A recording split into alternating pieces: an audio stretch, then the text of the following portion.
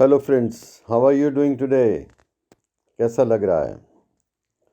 दोस्तों, ऐसा क्यों होता है कि जब हमारे पे कोई मुश्किलें आती हैं तो कुछ लोग तो उन मुश्किलों को एक चैलेंज समझ के, उनको एक स्टेपिंग स्टोन समझ के जीवन में आगे बढ़ते हैं, और कुछ लोग हार के घर बैठ जाते हैं। ऐसा क्यों होता है? समझ जानते हैं, आप समझते हैं? दो चीज़ें हैं दोस्तों, एक है पॉजिटिव थिंकिंग, एक है नेगेटिव थिंकिंग।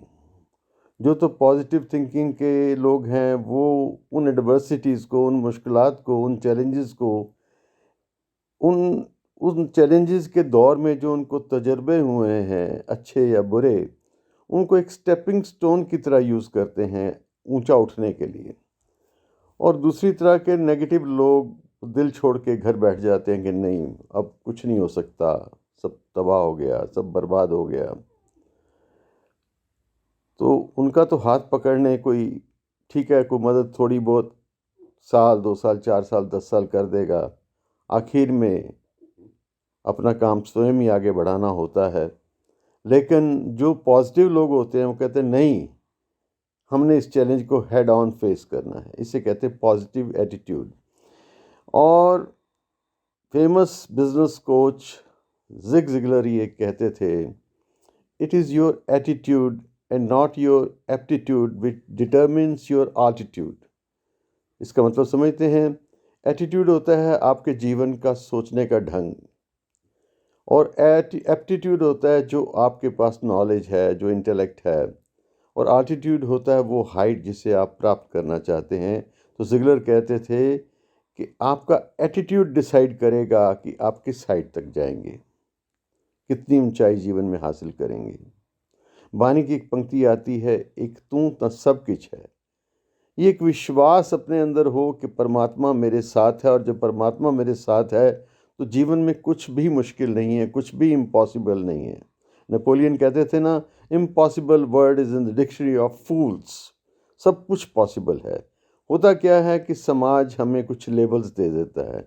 जब हम कुछ फैसला कर लेते हैं अपने जीवन के बारे में, तो अपने ही या समाज के कुछ व्यक्ति, कई बार हमारे खुद के पेरेंट्स कह देते हैं कि नहीं, ये काम तुम्हारे बस का नहीं, तुम नहीं कर पाओगे।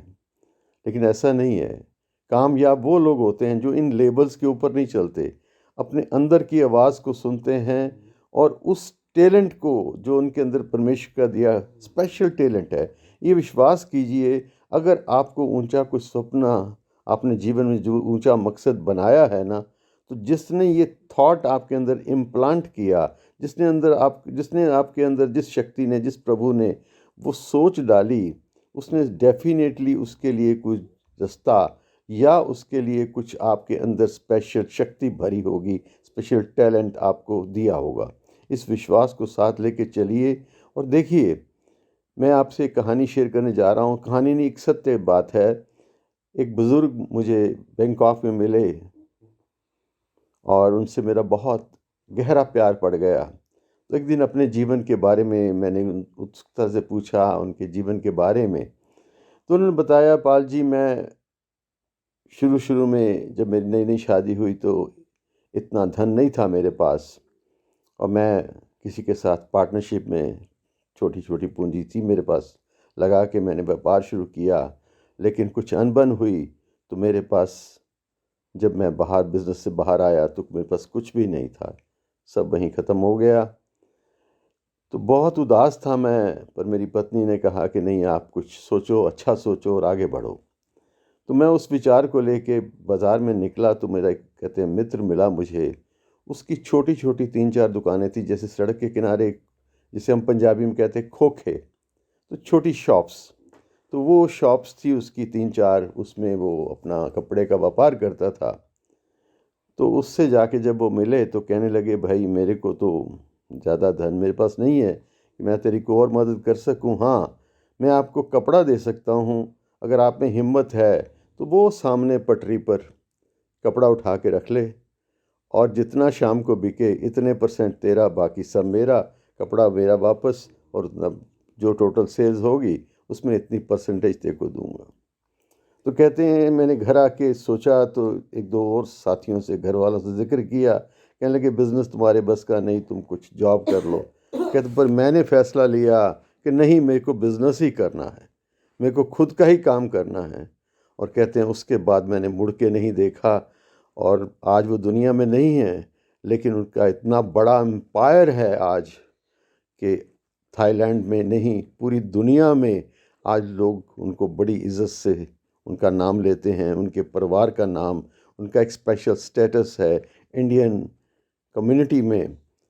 और दुनिया भर में उनके व्यापार फैला हुआ है, और उनके परिवारजनों की जो इज़्ज़त है, जो स्थान है, ख़ास करके इंडियन पंजाबी कम्युनिटी में, सिख समुदाय में, उसका कुछ दूसरा सानी नहीं। तो कहने का भाव ये है कि जब हम समाज के दिए लेबल्स को एक तरफ फेंक देते हैं, अपनी खुद की सोच अंदर से उस जोत को जगाते हैं, उस फायर को इग्नाइट करते हैं कि नहीं, मुझे कुछ करना है, कुछ बड़ा करना है, ये मुश्किलें जो आई हैं मुझे कुछ शिक्षा देने के लिए आई हैं, तो इन चैलेंजेस को अपना फ्रेंड समझ के आगे बढ़ेंगे तो डेफिनेटली परमेश्वर भी आपका साथ देगा।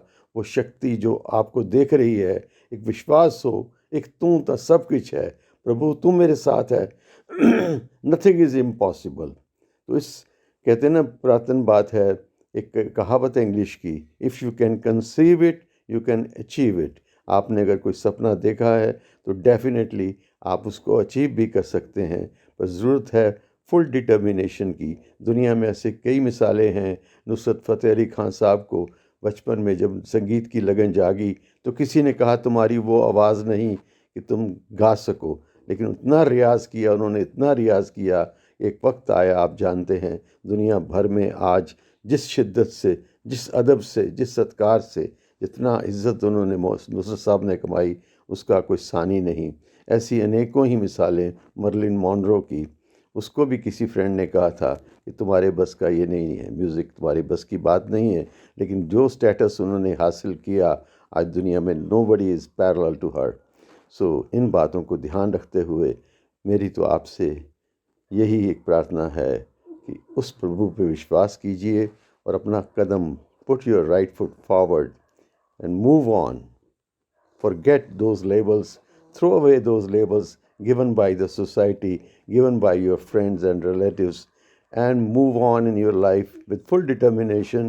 If God is with me, when God is with me, everything is possible. गुरु पे भरोसा, प्रभु पे भरोसा, आगे बढ़ा हिम्मत से कदम, एक बार मर्द बन के, तेरे पाँव पड़ेंगी चट्टाने, ठोकर की गर्द बन के, ठोकर की गर्द बन के, ठोकर की गर्द बन के। With all these wishes and prayers, good luck to you. Have a great time. Waheguru ji का खालसा, वाहिगुरु जी की फतेह।